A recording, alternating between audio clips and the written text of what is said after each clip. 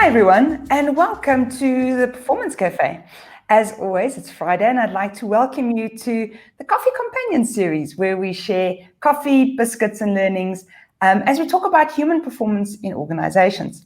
Today, we're joined by a very special friend of mine, Veronica Kietzmann-Cronje.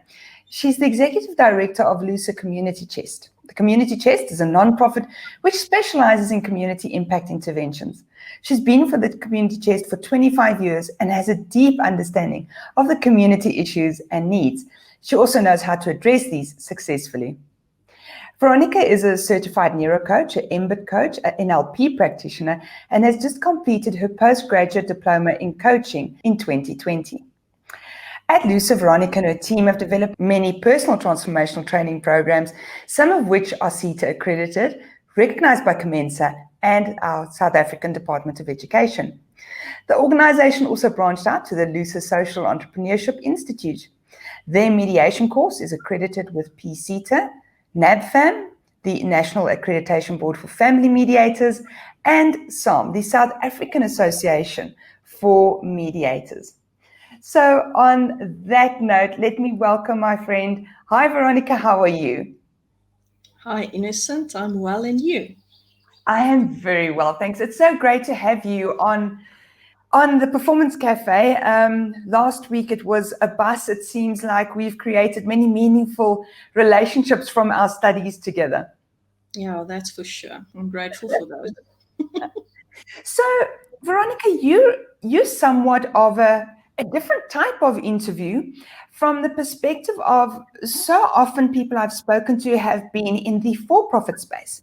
And so I would like to start off by first understanding a little bit more about LUSA and what does it mean to be not-for-profit? How do these businesses work? Thanks, Innocent. Non-profits are also run on business principles. And I think we have a big responsibility to make sure that whatever we have, we use optimally. And therefore, performance is just as important in the non-profit space as in the profit space.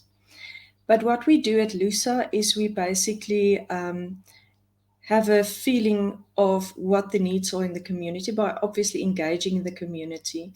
There's different tools and techniques. We do asset mapping. We have a proficiency index where we basically do, it's a sort of an audit on the needs of the organization, on the gaps that they have. And then we tailor make training programs to address those gaps. People can also, come to us for general training. And what we do is, because we have such a close relationship with the community, we are really able to pick up on the trends, what's happening out there, and what the issues are, so that we can then design community impact programs or strategies that are focused and that can be measured, and that we can really show, the before and the after. We, as a nonprofit, often have to use limited resources to achieve maximum results. So I think when you are in the nonprofit space, you really learn how to make use of what you have, because that's what it is. And we have to be very creative and innovative in our approach in how we can really transform people's lives with, what's available. And with asset mapping, for instance, you go into the community. The old model of community work was where people went into a community and said, so what do you need? We do it different. We go into a community and ask, what do you have? And then we work with what they've got. And that is so much more effective. You speak about going into the organization and seeing what it needs. Is this a donor organization that you're speaking about? No, it's usually non-profit organizations. So we look at, do they have HR policies? Do they have a risk management plan? Do they have a marketing strategy? Do they have a business plan? Financial resources. Do they have policies pertaining to their assets? Do they have insurance? So the PI is an extensive tool that we've developed ourselves, and it's on Excel, and then it automatically calculates their proficiency index, and it also highlights the gaps that they have. But it looks at every aspect, and you might as well use that in a business, because we also developed one for SMMEs that basically highlights the gaps of SMMEs, and we also did one for schools to highlight the gaps in schools. Okay, so I'm just thinking about the explanation. So we're going from, you take a look at an organization, a non-profit within the community, what they have and how you can support them. So you're saying you basically provide your support to other non-profits that are established within your communities. Yeah, that is one aspect of the work that we do, but we can also go into a community that does not have an NPO or an organized structure and do the same. And that is called asset mapping. So you literally walk with the community in the space and ask them, so let's do an audit on what you have in terms of assets. Do you have property? Do you have buildings? Do you have, what human resources do you have? What skills do you have? And then we start exploring what can you do with what you have. Okay, great. So in the non-profit, coming from the true capitalist perspective, we would measure performance very often in terms of financials and numbers. How do you measure performance in a non-profit space? So before we start a community impact intervention, we decide on the indicators. In other words, what's the purpose of this project? Why did we design it? And what was the need? And how are we going to measure if we achieved our objective? So indicators, for instance, might be, if we work in schools, is there a decline in disciplinary hearings? Is there a decline in school dropout stats? Is there a decline in school pregnancies? So we have very specific indicators, and then we know what the stats say before the intervention, and then we look to see what the difference is after the intervention. The challenge is that sometimes you won't be able to see it in year one. So we've done impact studies where we look back over 5 years and said that the children in the schools that we worked with 5 years ago, what are they saying today about the program and about the life choices and about the impact it had? And we also have interviews with the principal, with the teachers. So it's a very collaborative measuring technique to see if everybody feels that this made an impact and a difference in their school or environment. So that's really impressive. For someone to, after 5 years, have had such a big impact that they are still reporting back on that. How do you sell that, though? Because, I mean, in most cases, if you come and you say, I'm going to do something now for you now, that'll only, where you'll only actually be able to verify in 3 or 4 years if that was valid, if we did it right, and if it landed. How do you approach in positioning that to individuals that you're going to do these programs for? We usually do our programs for companies with CSI budgets, and then we have a discussion with them, an engagement with them, because each company also have their own mandate in terms of corporate social investment and what they want to achieve and who they want to help in their footprint area. And then we have this, almost a needs assessment of the company, but then we bring also what are the real issues in the community. And then we tailor make a program to suit that. But we already have, we call it shelf products. And then we show the industries of the impact it had when we did it for other sponsors usually. And what is amazing is a lot of the sponsors that we've done it for, have had their own consultants and third-party assessors to verify the impact of this program. And it has always been amazing, the feedback that we've gotten, because they interview the children themselves, they interview the teachers, and already in the first year you can see a dramatic difference, for instance, in the discipline in the class, how the children are now respecting the teachers. They are now actually doing their homework. So we have these quick wins that sometimes, already sells it. But then we can also say, when we did this program for that sponsor, we can now show the impact after 5 years, and we share the impact studies with them. That's an amazing approach, and I think the kind of longevity that a lot of businesses wish they had. But so you started off our interview with a very interesting concept where you said that performance in the nonprofit space is as important as it is in the for-profit space. And it's quite interesting because I don't know that, that's always the way that it's been seen.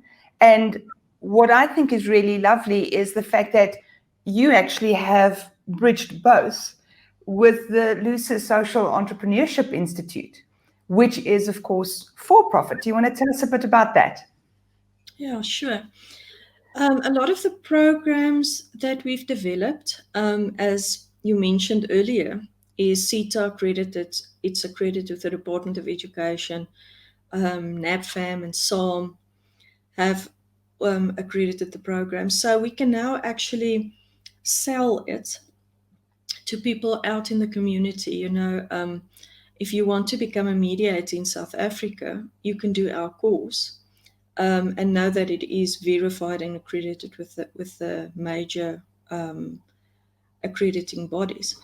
So we realized that we can't sell it within the nonprofit because we can lose our nonprofit status, because you're not supposed to make more than a certain percentage of profit.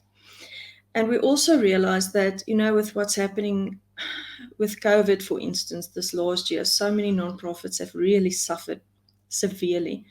And companies who are retrenching employees, they would rather cut their CSI budget than letting their people go, which is understandable. So we realized early, about 3-4 years ago, that we need to have our own income generating business that can support and sustain our community development work. And that was why we started LUSA Social Entrepreneurship Institute. And under that banner, or in that business arm, we sell our neuro coaching training courses, we sell our mediation training courses, so that people can be certified as life coaches, neuro coaches, and mediators. And I think our training program has a lot of depth to it, and people get real value for their money. So that was why we decided to go that way. And we still use some of the profit-making programs even in the nonprofit space when we work with leaders in communities or in businesses. It doesn't matter, because you can apply it. You just tailor make it or tweak it a bit so that it fits your audience better. So I hear from that neuro coaching and mediation. Can you tell us a little bit more about these programs? Are they just like a couple of hours? Are they a day or two? I mean, it's frustrating, myself being a coach as well, as so often we see people walking around saying, oh, I'm a coach because I did a 3-hour course or I did a 2-day course. That hardly justifies you yourself. You've got a postgraduate diploma in coaching. How long are your courses? How in-depth are they? Can you talk a bit more about that? Yeah. So we have different levels. The first level course is neuro coaching. And that is about 40 hours face-to-face. And then we also have an online learning platform. And there's also practical hours, 20 hours of practical, where people have to coach. And then they send us a a video recording that we basically look at and give them feedback based on Comensa's core competencies, to tell them if they are on the right track and where they still need to grow a bit. I think people often think that coaching is giving advice and mentoring. It certainly is not that. And it's quite an art to get it right. So a lot of people out there saying that they are life coaches don't understand the intricacies of coaching. And what they're basically doing is mentoring and giving advice to people. And telling doesn't work. So that was why I decided to go into coaching, because I realized the power of coaching. You want people to come up with their own solutions, because then they own it. And it's the same in communities. If you go to a community and you tell them, listen, I see you need running water in your homes. Let me provide it for you. Okay. Often, okay, when you go back in a year, the infrastructure that you provided is vandalized, and it's all sorts of negative things happen because you told them. You didn't consult with them, you didn't engage with them, you didn't ask them.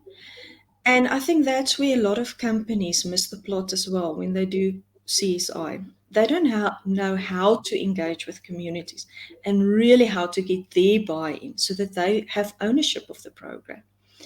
And that is why I believe in coaching. We use it in all our interventions, because we want to ask the community questions. Nobody else asks them. And we want them to come up with their own solutions, options, and ideas.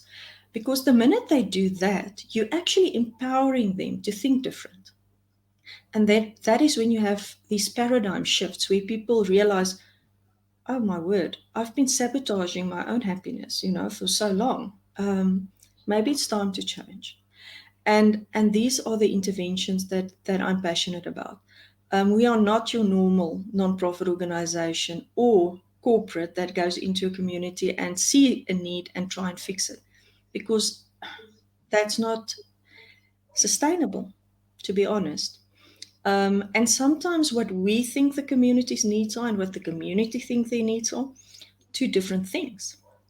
The same when you coach, when a client comes in and you start engaging with them, for you, you see this huge, I don't know if you ever saw the video, the nail in the head, with the lady with the nail in the head. And Yeah. you see, but the nail, and then your client says, but that's not the issue. According to you, yes, that is the issue. No, it's not the issue. And you have to allow them to work through their own process, their own journey, and to identify their own issues, and then help them to look at options of how they're going to solve it. And eventually they do get to the nail. Okay. But when they do get to the nail, it's only like the last cherry on the cake. And then you've made a difference. And they don't need you anymore. Because to me, if the community keeps on needing you, you're not successful. If the client keeps on needing you, you're not successful. Ultimately, we want to help people to be empowered to find their own solutions and make their own lives a success. We are just there to show the way here and there and ask questions that can help them to see their own blind spots and to become aware of their own strengths, passions, and purpose. So, Veronica, then you're sort of standing with one foot in each, because how do you measure performance at the Social Entrepreneurship Institute, and how different is that from your NPO space? I think with the Social Entrepreneurship Institute, we are very serious about getting feedback from our students, because remember, we're basically a learning institute. So ultimately, your clients, your students, have to verify if you achieve the objectives. So I'm sure with any other learning institute, you have the conversation, what's your expectation of the schools? And in the end, obviously, have we fulfilled this? So that is the one part. And yeah, we measure our performance every year with what we wanted to achieve that year. For this year, we were actually blessed because although COVID-19 was difficult and we were struggling to get people to roll in for the courses, we were able to develop our online learning platform. And basically, all our training courses are now virtual and available on internet. And that is amazing because now we can train people wherever, all around the world. So this year we trained 2 groups of students over Zoom and on the online learning platform. And that's something I really would not have thought would be possible with coaching, because I always want to connect with people when we train them. You really want to get into their heads and into their space. But I was amazed at how effective we were able to actually do facilitate coaching online. And the feedback we received from the students were remarkable. So another thing is also to measure how many of your students actually certify. We are still very young in that space. As I said, we're basically 2.5 years old. But we are now in a space where we can really market ourselves so much better because of social media. And we've become, I call us Zoom fundis, because, yeah, not zombies, Zoom fundis. Important. So it's an important distinction. Just to make sure that, we are accessible to people all around the world. And we've started doing webinars and that kind of thing. So although I think in the NPO space, we're not always used to putting ourselves out there and marketing ourselves. We've been challenged to such an extent that we are doing it now. We are really putting ourselves out there, marketing our services, our products, and I think it's going to pay off coming next year. So yeah, we'll keep you informed on the success, but that's how we measure it at the moment. Wonderful. So something we haven't really spoken about, but that you've alluded to now, that's quite interesting, is this whole concept of connecting over Zoom. What's your take on it? What works? What doesn't work? Does it even work?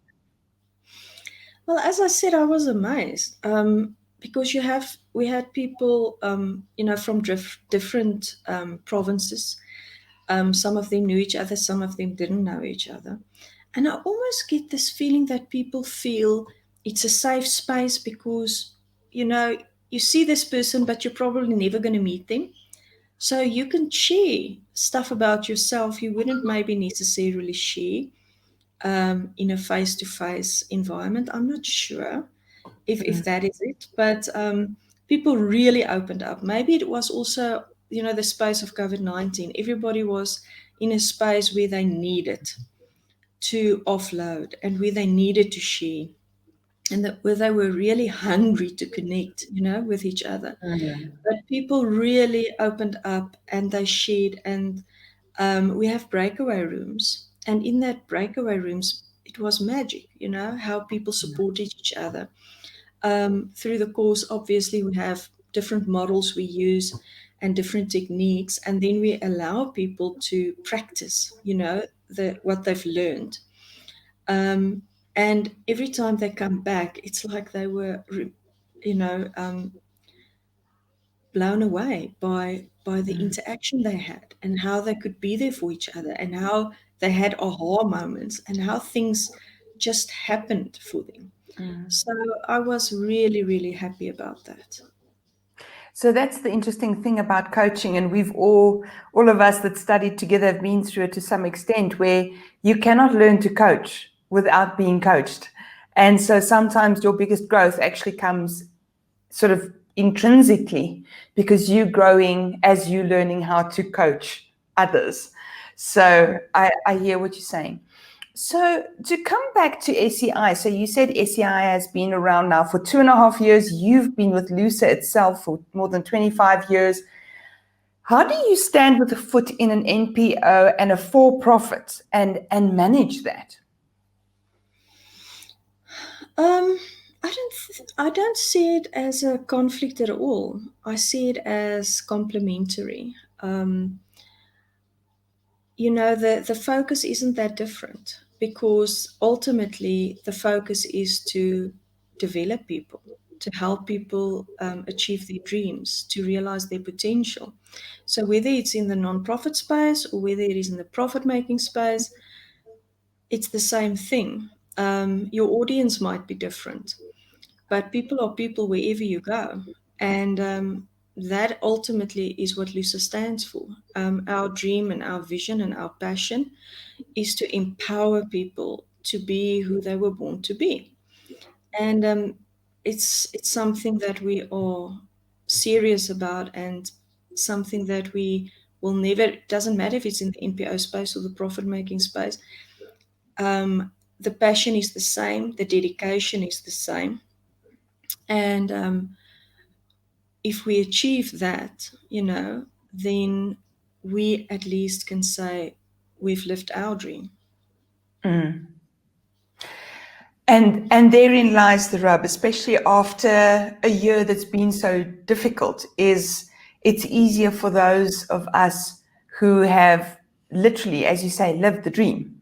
What we do is a passion and it's our purpose. It's not just about, I'm going to make, the next bunch of money, or I'm just going to go and earn a salary. So in this incredibly dynamic space you've created, how do you create high performance? Because it's not often something that we think of when we think of nonprofit spaces, because of this thing of, are we performance managing around money and increases and revenues and targets? How do you consider your teams high performers, and what's the dynamic there? I definitely consider my team to be a high performance team. This year, we actually did a bit of team coaching where we measured ourselves with the WBIX team coaching tools and strategies. And I was really happy to see that we do fit under the high profile team category. And I think the reason is, we all function in systems. And the question is your system conducive to empower people to reach their potential and to really perform? So I think what we've managed to create under LUSA or in LUSA is we have a very close-knit team, and the team members have the same passion, the same values, the same vision, which is the first step. I mean, if you don't have the same dream, how are you going to get there? The other thing is because we have to get by with limited resources, but we really have mastered the ability to maximize the impact with what we have. It brings such joy to everybody measuring our achievements at the end, and the feedback we get. I often say, I don't think I'll be able to do a normal job where you just sit in an office. I've been doing this kind of work for too long. So for me, as it's like an orchestra, and the leader is the conductor. So you're not there to play all the instruments. It's impossible. You can't play the drums and then run and play the violin and then the trumpet or whatever. You're just there to conduct. And you have to see everybody's potential for what it is. And your job as a conductor is to help them play their instruments the best they can. And ultimately, as a collective in the system, you make amazing music together. And to me, that is what it's all about. It's the art of conducting everybody in the orchestra so that it has one mission, one goal, one feel, one spirit to it. And out of that comes this music that just changes the world. That's a beautiful metaphor. And I've had the honor of meeting most of your team members, probably, well, I can't believe it, more than a year ago now. Sort of feel like COVID has sort of squished in here there that I wasn't aware of. How much of it do you think, how much of the high performance do you think is about actually having the right team members? Because I've spoken to your team members about things like finances and audits and working with young people, and they were all excessively passionate, no matter what their topic was. That builds as a framework of what it is that you deliver. How much of it is about just having the right team members? I think it is important to choose your people right, your team right. I definitely believe in that. But I also believe that if you have the right attitude and almost love, and you are able to see someone's potential, you can really take anybody from where they are and put them in a different space altogether where you know they can go.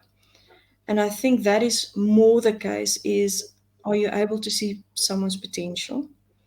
And are you able to help them see their own potential and get them excited about it, and then start the journey and trust them? And I think in the NPO space, because we have limited resources often, and because we have such huge expectations of making a difference, one person will never be able to get that right. It's just not possible. So you have to rely on your team. You have to believe in them. You have to give them space and authority to go out there and make things happen, because you can't be there all the time. You can't do everything. And once you actually start trusting people, and believe in what they can achieve, they hardly ever disappoint you. On the other side, if you don't believe in them and you don't believe in what they can achieve, then they hardly disappoint you either. That's one of the aspects of neuro coaching, is self-fulfilling prophecies. Yeah, it definitely has a huge impact. Our words, what do we say about ourselves, and what do other people say about us? And do we believe what other people say about us? So I think one thing that I do know is that you have character and you have competence. Now, if you have competence or there's a lack of competence, you can change that. Skills development courses, that kind of thing. But character is inherent. It's difficult to change that. So when I do choose someone to be on the team, I would rather go for someone with character that's still lacking competence than choosing someone with competence who lack character. So that is always how I see things and how I choose people to be part of my team. That is such an important point you raise. It's a lot like Stephen Covey. I always forget which Stephen Covey. It's the son. I think it's Stephen M.R. Covey. His book, The Speed of Trust. He talks about character and integrity, and it sounds a lot like what you're saying. It's about character and integrity before it's about skills and competence. So, yeah. So, Veronica, thanks so much for your visit today. One last question for you is, do you have a great productivity tip to share with us? Oh, yeah. Make things fun. Oh, yes? If people enjoy what they're doing and they enjoy the system they are in, the atmosphere, they're just more productive, because then it doesn't feel like work. That would be my tip. I like that, and it speaks to what you spoke about earlier about asking people what they need and getting their buy-in. Definitely. Okay, awesome. Well, Veronica, thanks so much for your time today. I appreciate it that on your birthday you're prepared to talk to us. And we hope that it's a great year for you. And we believe it's going to be a great year for us after everything that you've shared with us. And all of our best with you and LUSA and the SEI. And I look forward to having you back here next year also when, I don't know, you've written a book or, you've taken over the world or something. And you can come and report back to us on further performance. I'm looking forward to that. Thank you, Innocent. Thanks, Veronica. So yet again, everyone, what a lovely interview and such a different view on, non-profit, where we just assume that things are so different. But actually, it's all, as Veronica said, it's about a dream. It's about making a difference in the world.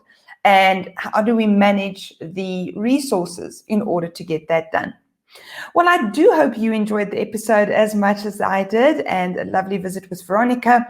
As always, if you've seen this from our YouTube channel, please like and subscribe. There's a button down there somewhere. If you're viewing us from Facebook or from LinkedIn, please like, share, comment, tell us what you'd like to hear about. It would be very interesting to see. And of course, then go to YouTube and like and subscribe. And until next Tuesday, I look forward to seeing you at the Performance Café. I hope that you have a good weekend, and we'll see you there.